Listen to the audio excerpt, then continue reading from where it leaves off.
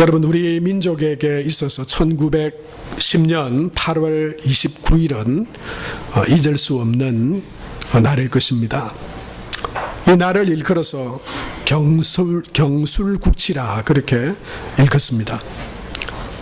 1910년 경술해에 일어난 국가의 치욕적인 날, 이게 경술국치죠. 다름 아니라 반만년 역사 가운데 다른 나라에 의해서 국권을 상실해버린 그런 날이 바로 1910년 8월 29일입니다. 그 이후로 35년 동안 말로 다 할 수 없는 여러분 수치와 고난과 어려움을 겪었습니다. 이름을 빼앗기고 또 재산을 다 빼앗깁니다. 말도 빼앗기고 자유를 다 빼앗겨버립니다.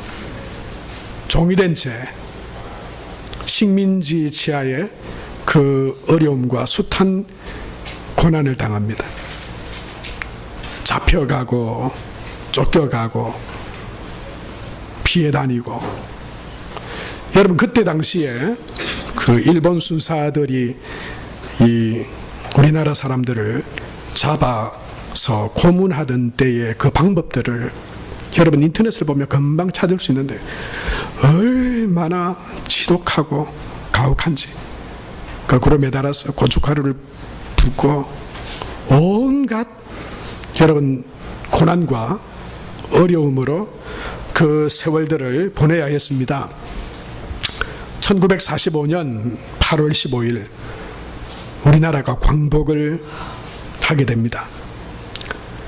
여러분, 그런데 이 1915년의 광복, 그래서 올해가 74주년 광복절을 우리는 맞이하게 됩니다.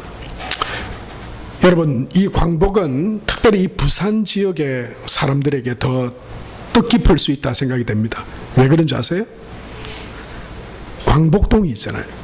부산의 광복동. 왜 광복동인지 아세요? 광복을 기념해서 지은 이름이에요. 얼마나 바라고 꿈에라도 그런 일이 일어날까. 우리에게는 그런 힘이 없는데요. 여러분, 그 당시에 동아시아 지역에 일본을 대항해서 이길 수 있는 나라는 아무도 없었습니다. 일본을 대항해서 나라를 되찾는다, 이건 독립군도 있었고 여러분 임시정부도 있었지만 자력으로 일본에게서 벗어난다, 이건 응감생심 상상할 수도 없는, 꿈에라야 생각할 수 있을 만한 그런 일들이었어요. 그런데 우리나라에 광복이 찾아왔습니다. 그건 다름 아니라 미국의 트루먼 대통령이 미국에서 히로시마를 향해서 리틀 보이라고 하는 그런 원자탄을 실은 비행기를 띄웁니다. 약 9,000m 상공에서 히로시마에 그 원자탄을 투하합니다. 집계된 그 피해자를 9만 명에서 약 16만 명이 그 히로시마에 떨어진 원자폭탄 때문에 사망하거나 또는 심각한 질병을 앓다가 그 후에 죽었다, 이렇게 통계가 나와 있어요. 그 후로 3일 후에 1945년 8월 9일 나가사키에 팻보이라고 하는, 팻맨이라고 하는 그런 원자탄이 하나 더 터집니다.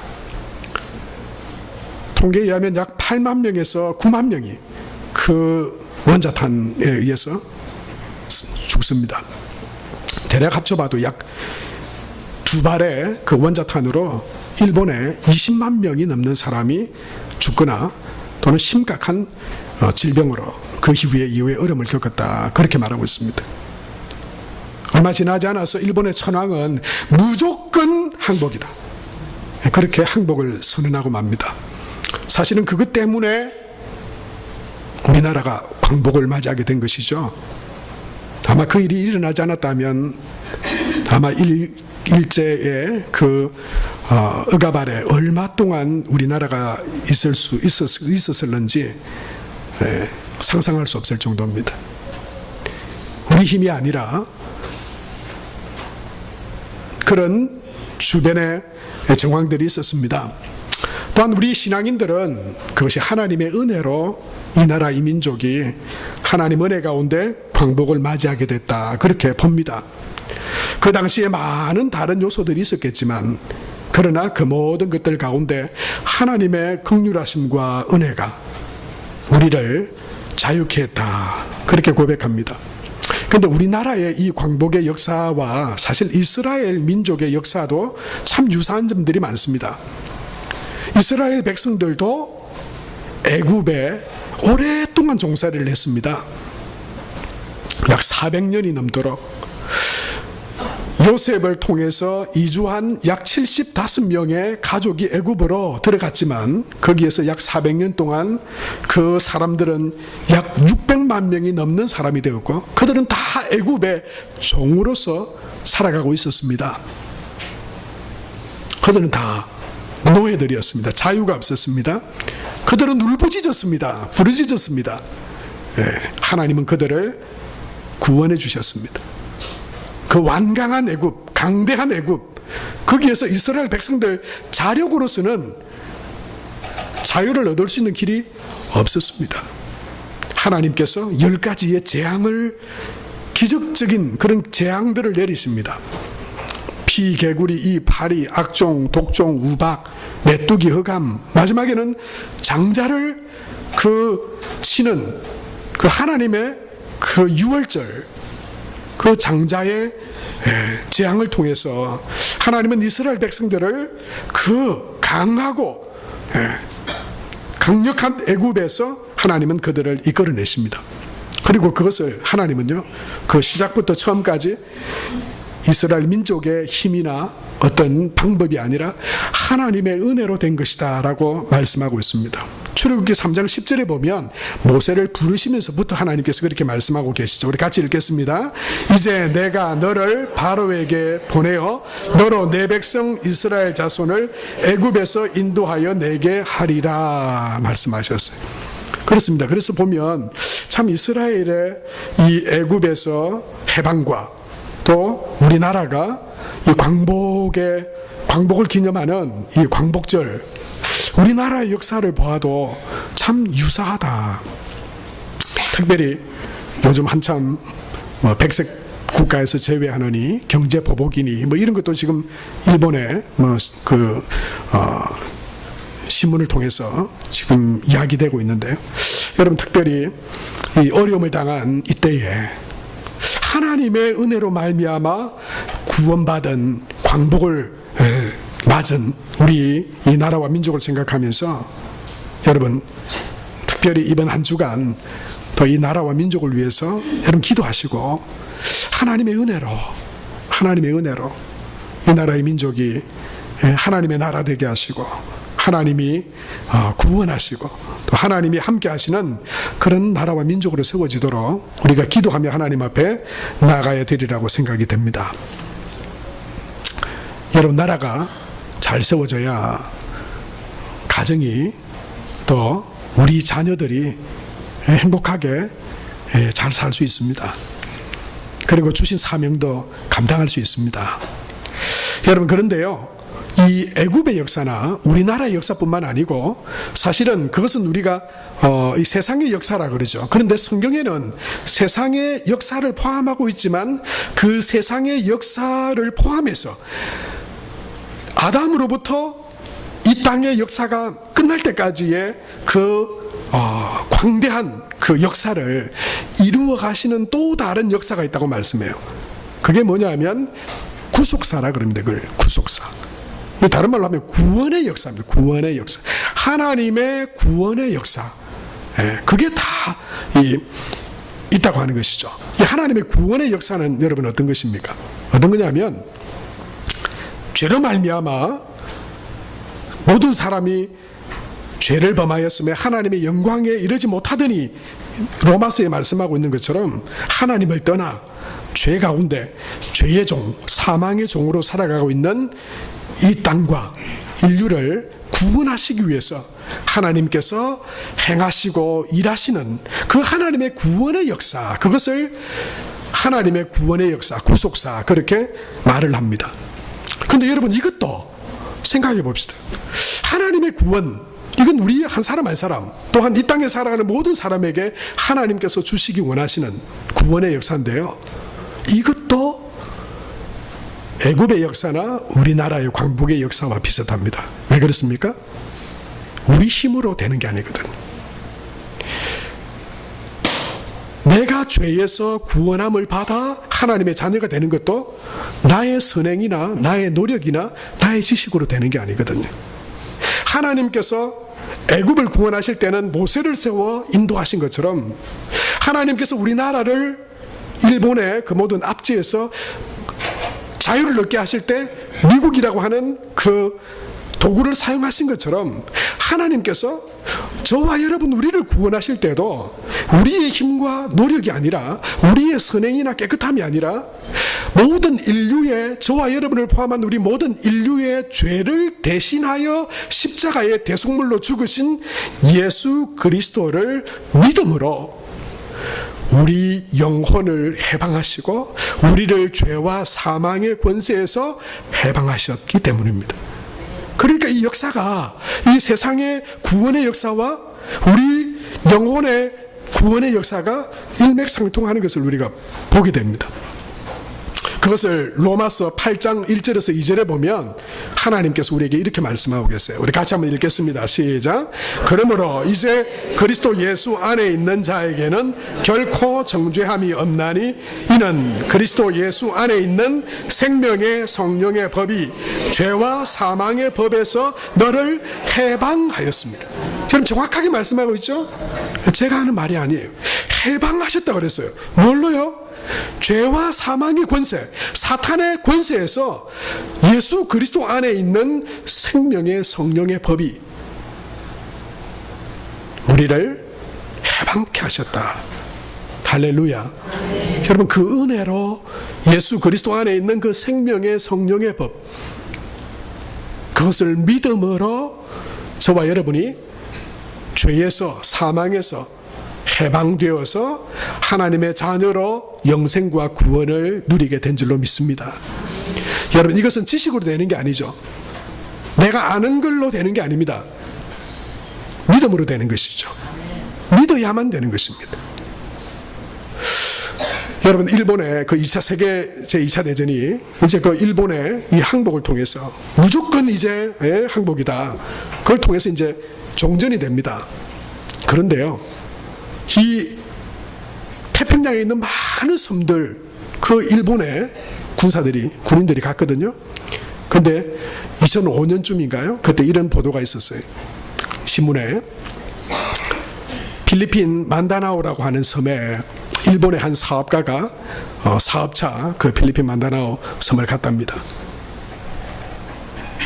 이건 제가 여바로 읽은 내용이기 때문에 정확하게 검색을 해서 여러분 말씀드리는 것이 아니라고 하는 걸 여러분 참고하시기 바랍니다. 갔는데 지금 검색해 보셔야 안 나올 거예요.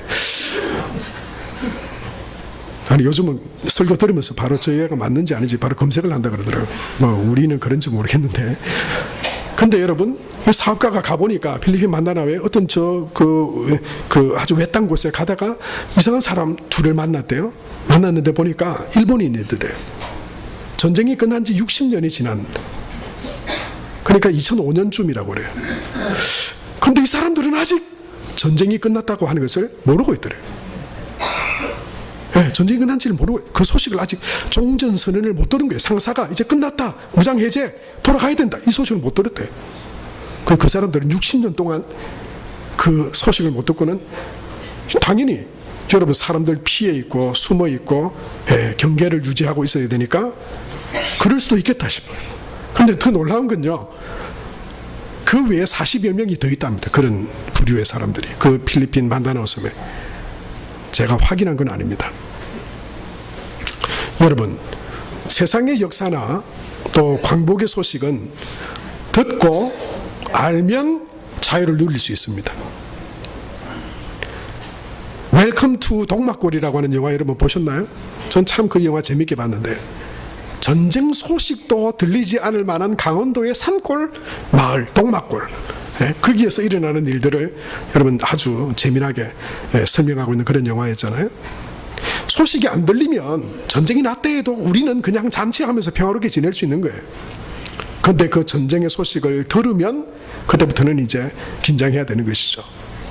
여러분, 세상의 역사, 우리가 살아가는 역사의 소식들은 우리가 알고 듣고 우리가 누리게 됩니다.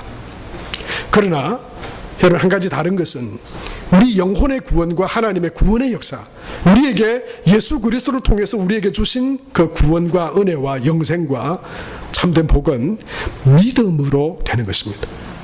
안다고 되는 게 아니에요. 들었다고만 되는 게 아니에요. 믿음으로 여러분, 우리는 구원받습니다. 아무리 말해도, 이 구원의 소식과 말씀을 아무리 말해도 들어도 믿지 않으면 하나님의 구원의 역사는 그 가운데 일어나지 않습니다. 여러분, 그래서 믿음이 얼마나 중요한지 몰라요. 믿음이 얼마나 중요한지 몰라요. 여러분, 우리 교우 중에도 지금 병상에 오랫동안 누워있는 분 계시죠? 제일 중요한 게 뭘까요? 살아나는 것도 중요하고 다시 힘을 얻는 것도 중요하고 회복되는 것도 중요하지만 예수를 정확하게 믿는 거예요. 예수님을 정확하게 믿는 거예요. 왜요? 우리는 믿음으로 구원받기 때문에. 믿음이 얼마나 중요한지 몰라요.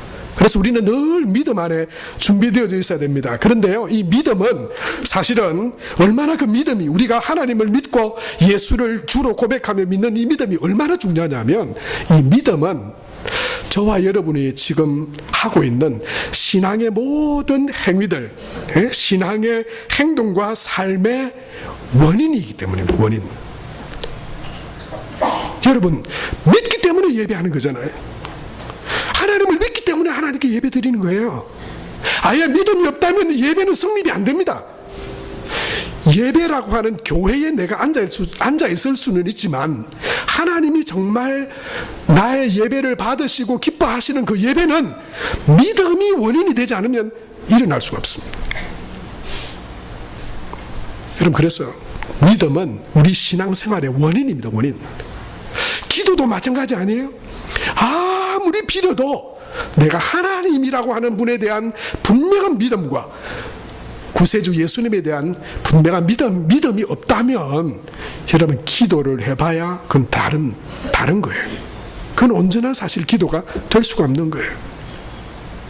하나님 앞에 드리는 순종과 말씀을 따라 사는 삶도 마찬가지입니다. 그냥 그게 좋은 윤리적인 말씀이고 좋은 가르침이니까, 여러분, 좋은 스승이니까 따를 수는 있어요. 그러나 거기는 아무런 능력이 없습니다. 말씀에 능력이 없습니다.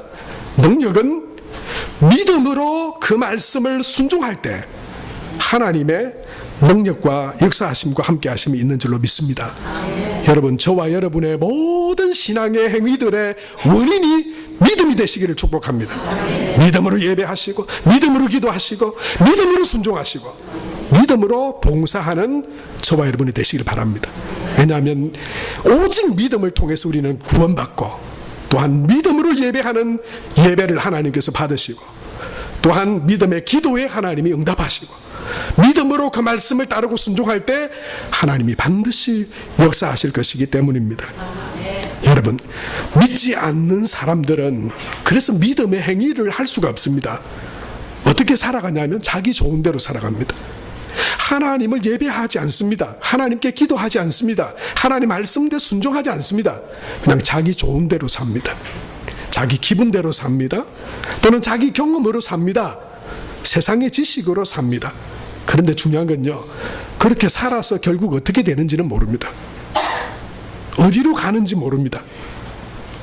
이게 정확한 답입니다. 그래서 어떻게 보면 사람이 할 수 있는 가장 정직한 답은 잘 모르겠습니다. 이건지 모르겠어요. 나 잘 모르겠습니다. 여러분, 생각해 보세요. 만약 이런 질문을 던진다고 생각해 봅시다. 우리가 세상에 당신이 죄인이라는 것을 당신 알고 있습니까? 잘 모르겠습니다. 세상이 어떻게 만들어졌고 어떻게 진행되고 있고 어디로 가고 있는지 알고 계십니까? 잘 모릅니다. 사람이 태어나는 것과 죽는 것, 우주와 만물의 운행과 진행이 어떻게 되는지 아십니까? 잘 모릅니다. 당신은 죽은 후의 일과 죽은 후에는 어떤 일이 있는지 기다리고 있는지 여러분 당신 아십니까? 모릅니다. 어떻게 해야 구원받을 수 있는지 아십니까? 모릅니다. 모르는 게 정답이에요. 세상의 지식과 과학으로 이것에 대해서 답변할 수 없습니다. 우리는 모릅니다. 이런 질문을 받으면 사람들이 당황스러워합니다. 그리고 그런 이야기들, 골치 아픈 이야기는 그냥 하지 말았으면, 여러분 그렇게 말합니다. 왜냐하면 모르기 때문입니다. 답도 없기 때문입니다. 그런데요, 이 어렵고 세상에 답할 수 없는 이것을 답할 수 있는 한 가지 유일한 방법이 있습니다. 뭔지 아세요? 하나님을 믿으면 됩니다. 하나님을 믿으면요, 하나님 말씀을 믿으면요, 이게 다 그냥 너무 쉽게 대답할 수 있는 답들이에요. 하나님을 믿지 않을 때는 전부 모릅니다. 이걸 어떻게 알아요? 죽은 뒤에 어떻게 되는지, 네가 죽어봤나, 이런 이야기밖에 할 게 없어요. 죽었다가 사실 예수님이 왔다 그래도 안 믿습니다. 하나님을 안 믿으니, 예수님을 안 믿으니 말이죠. 여러분, 믿음은 그것들을 답할 수 있게 합니다. 믿음은 분명한 믿음과 확신으로 여러분 살아가게 합니다. 사랑하는 성도 여러분, 저와 여러분의 모든 신앙의 삶, 그러니까 오늘 여기에 나와서 예배드리는, 내가 예배드리는 것도 하나님을 믿기 때문에 드리는 예배가 되시길 바랍니다. 여러분, 오늘도 기도하시겠죠. 우리가 또 기도합니다. 또 하나님 앞에 그 말씀에 순종하며 살아가려 합니다. 그것은 헛된 것이 아닙니다.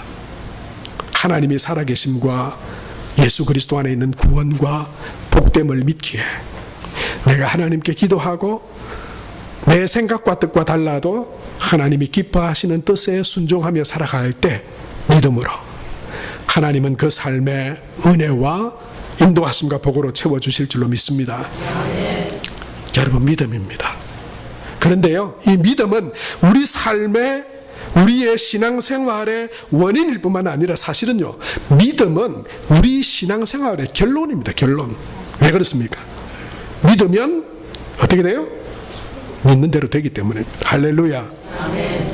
그래서 결론입니다. 믿음은 시작이기도 하고요, 또한 믿음은 결론입니다. 왜 그렇습니까?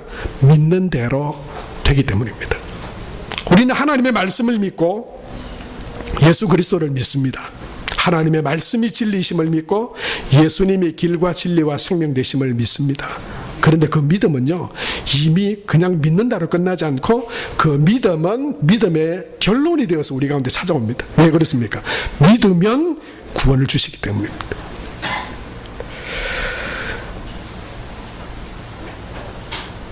여러분, 기도도 그렇죠. 기도 응답은 언제 이루어지는 겁니까?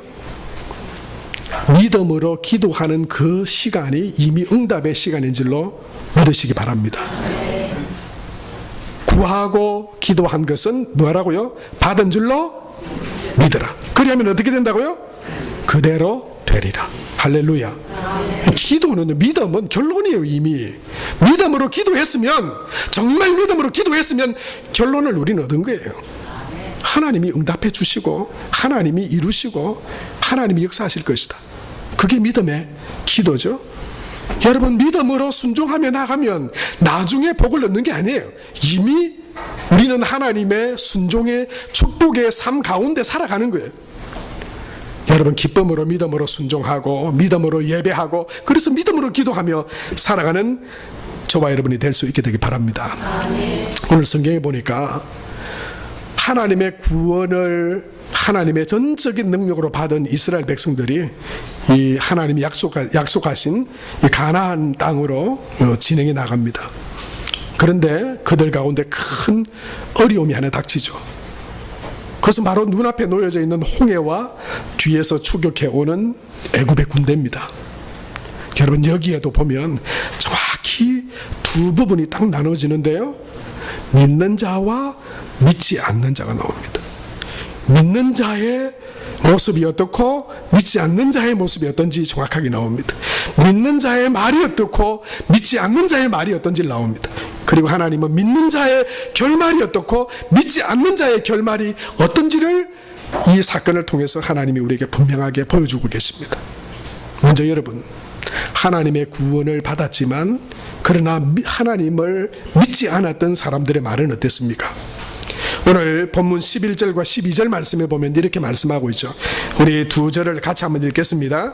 그들이 또 모세에게 이르되 애굽에 매장지가 없어서 당신이 우리를 이끌어내어 이 광야에서 죽게 하느냐? 어찌하여 당신이 우리를 애굽에서 이끌어내어 우리에게 이같이 하느냐? 우리가 애굽에서 당신에게 이런 말이 이것이 아니냐? 이러기를 우리를 내버려 두라. 우리가 애굽 사람을 섬길 것이라 하지 아니하더냐? 애굽 사람을 섬기는 것이 광야에서 죽는 것보다 낫겠노라 라고 말하고 있어요. 그런데 여러분, 이 사람들은 하나님을 지금 믿지 않는데 그들이 확신하며 말하고 있는 것이 있습니다. 뭔지 아세요? 이제 우리는 죽었다. 이제 우리는 죽었다는 거예요. 광야에서 죽는 것보다 낫지 않겠냐? 광야에서 우리는 여기서 꼼짝없이 죽었다. 어떻게 될지 뻔하다고 하는 거예요. 상황과 환경을 보니까 그건 믿음은 없습니다. 하나님의 구원에 대한 믿음은 없습니다. 하나님이 우리를 구원해내셨고 하나님이 구원하시고 하나님이 인도하실 것이라고 하는 믿음은 없어요. 단지 그냥 이 상황을 볼 때 그들이 확실하게 믿는 건 뭐냐면 죽었다. 그런데 여러분, 그것도 그대로 되는지 아세요? 그것도 그대로 됩니다. 하나님을 믿지 않음이 결국은 사망과 죄의 권세에서 끝나는 것이고 그것은 꼭 죽음인데요. 당장은 안 죽었죠. 그런데 이 사람들이 민수기 14장에 가보면 가데스 바네아 지역에서 40일 동안 정탐을 합니다. 그 가나안 땅을 정탐하는데 여러분, 그들이 돌아와서 악평을 합니다. 지금 이 홍해 앞에서 서 있는 것처럼 우리는 죽었다. 우리는 밥이다. 하나님이 보이지 않아요. 믿음도 없어요. 그냥 정확하게 세상을 보는 눈은 정확한 것 같아요. 왜냐하면 객관적으로 볼 때 우리가 가나안 땅에 거주하고 있는 사람들에게 가서 이길 확률은 없다. 죽었다. 이제 우린 끝이다. 믿음은 없었어요. 그런데 하나님이 그 믿지 않는 자들에게 하나님께서 어떻게 말씀합니까? 민수기 14장 34절에서 35절에 보면 이렇게 기록되어져 있어요. 너희는 그 땅을 정탐한 날 수인 40일의 하루를 1년으로 쳐서 그 40년간의 너희의 죄악을 담당할지니 너희는 그제서야 내가 싫어하면 어떻게 되는지를 알리라 하셨다 하라. 나 여호와가 말하였거니와 모여 나를 거역하는 이 악한 온 회중에게 내가 반드시 이같이 행하리니 그들이 이 광야에서 소멸되어 거기서 죽으리라. 그리고 그 땅을 악평했던 12명의 정탐군 중에 여호수아와 갈렙 외에는 하나님이 치신 재앙으로 죽었더라 그랬어요. 여러분, 믿지 않음의 결론입니다. 믿지 않음의 결론. 그것이 단지 지금이든 그 시간이 좀 뒤로 연장되든 상관없이 예수 그리스도 안에서 생명의 성령의 법으로 하나님이 주시는 자유와 구원과 기쁨을 우리가 누리지 못한다면, 그 믿음 안에 살아가지 못한다면 그 결말은 그들이 홍해 앞에서 말했던 것처럼 우리는 죽었다. 하나님도 거기서 반드시 죽으리라. 그리고 그들은 실제로 광야에서 40년 동안 하나님을 악평하여 불평했던, 불신했던 그 모두는 광야에서 다 죽고 말았어요. 믿음이 중요한 거예요. 결국 믿음입니다. 믿는 자의 말은 어떻습니까? 그 불평과 여러분 믿지 않는 불신 속에서 모세에게 다가오는 그들에게 모세는 오늘 본문 13절과 14절 말씀에 보면 이렇게 말씀하고 있죠. 우리 같이 한번 읽겠습니다. 시작. 모세가 백성에게 이르되 너희는 두려워하지 말고 가만히 있어서 여호와께서 오늘 너희를 위하여 행하시는 구원을 보라. 너희가 오늘 본 애굽 사람을 영원히 다시 보지 아니하리라. 여호와께서 너희를 위하여 싸우시리니 너희는 가만히 있을지니라. 여러분, 믿지 않는 자에게는 보이지 않습니다. 하나님의 구원하심과 능력이 보이지 않습니다. 그래서 죽었다라고 말하지만, 그러나 하나님의 살아계심을 믿는 믿음의 사람은 오늘 너희를 위하여 행하시는 하나님의 구원을 보라. 여러분, 이 믿음의 고백으로 살아가는 저와 여러분이 되시기를 축복합니다. 여러분, 결국 남고 결국 이기고 결국 승리하게 되는 것은 믿음입니다. 믿으면 구원하시고 믿으면 살리시고 믿으면 승리하게 될 줄로 믿습니다. 어떻게 하셨을까요? 하나님께서 밤이 새도록 동풍이 불게 하셨어요. 그리고 그 홍해를 말리셨습니다. 그런 은혜가 저와 여러분에게 있게 되기를 바랍니다. 하나님으로부터 동풍이 불어와서, 하나님, 제가 하나님을 믿습니다. 상황과 조건을 볼 때 구원 얻을 만한 상황이 못 되지만 나는 하나님을 믿습니다. 하나님을 신뢰합니다. 하나님을 믿고 예배합니다. 하나님께 믿음으로 기도합니다. 여러분, 그때 하나님으로부터 동풍이 불어오게 될 줄로 믿습니다. 메추라기와 만나를 내리는 하나님의 은혜가 있을 줄로 믿습니다. 우리 삶의 그 홍해를 말리시는 하나님의 은혜가 저와 여러분 가운데도 함께 하시기를 바랍니다. 사랑하는 성도 여러분, 우리 삶에도 홍해와 애굽 군대의 추격과 같은 상황들이 때때로 일어납니다. 거기에서 답은 뭡니까? 따라해봅시다. 결국 믿음이다. 결국 믿음이다. 오직 의인은 그 믿음으로 말미암아 살리라.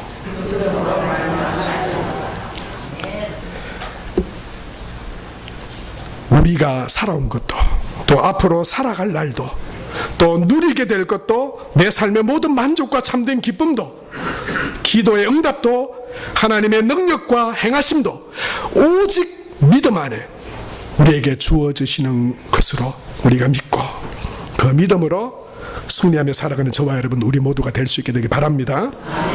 우리 시간 한번 기도합시다. 하나님, 나도 어렵고 우리 나라도 어렵습니다. 모두들 어려운 시대라고 말합니다. 객관적으로 볼 때 정말 힘들고 어렵습니다. 구원의 여망이 별로 없습니다. 회복될 기미도 별로 보이지 않습니다. 그러나 그것 때문에 우리가 믿음 없이 죽겠다, 끝이다, 그것이 아니라 하나님을 바라보는, 믿음으로 하나님을 바라보는 우리 믿음의 사람 한 사람 한 사람 되게 하시고, 우리 가정 되게 하시고, 우리 교회가 되게 하시고, 이 나라 이 민족 되게 하여 주옵소서. 이 시간 우리 한 1, 2분 말씀을 기억하며 하나님 앞에 기도하며 나아가겠습니다. 살아계신 아버지 하나님, 은혜를 감사합니다.